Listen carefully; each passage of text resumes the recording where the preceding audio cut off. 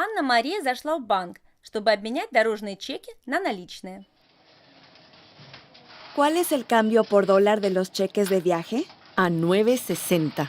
Quiero cambiar estos cheques de viaje. ¿Tiene sus documentos, por favor?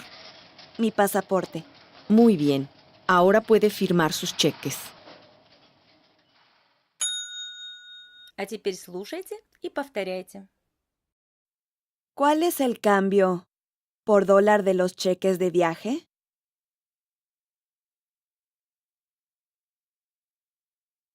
A 9.60. Quiero cambiar estos cheques de viaje.